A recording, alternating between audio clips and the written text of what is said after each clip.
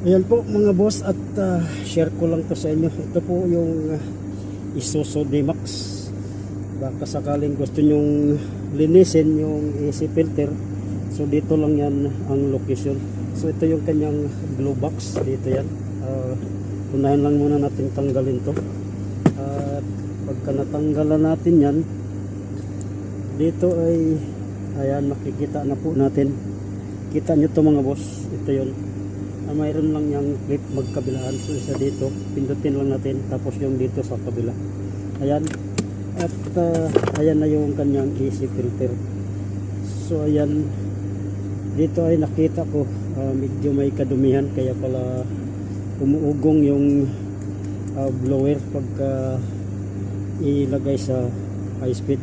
At napansin ko rin dito mga boss, dito kasi sa filter mayroon yung arrow. Ayan di ko alam kung paano nilagay nung nagkabit nito. Baliktad. Dapat ang flow ng hangin ay pag ganun, pababa dapat yan, kasi nandun yung evaporator. Higupin kasi ng blower yan, dito kasi yung blower sa baba. So ang ikot dapat pag ganun. So kapag nagtanggal kayo sa kahit anong klase ng cabin filter, ay titingnan niyo yung arrow. Laging papunta yan sa evaporator. Yung iba naman ang position ay ganito.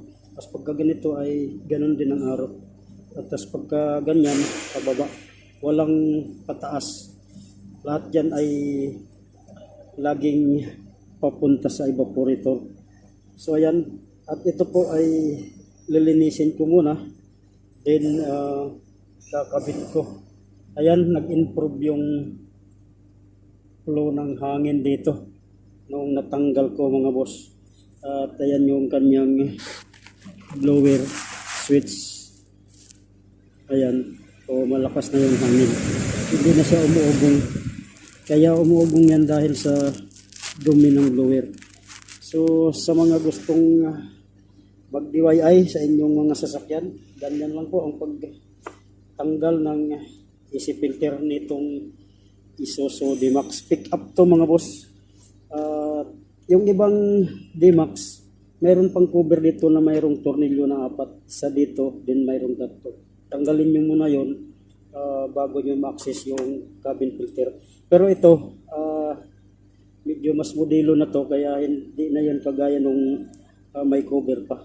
Pagka natanggal yung glue box, so makukuha na kagad natin yung AC filter. So yan lang po mga boss. Sana po itong video na to makatulong ulit sa inyong lahat. Maraming salamat ulit. Hanggang sa sunod pa natin.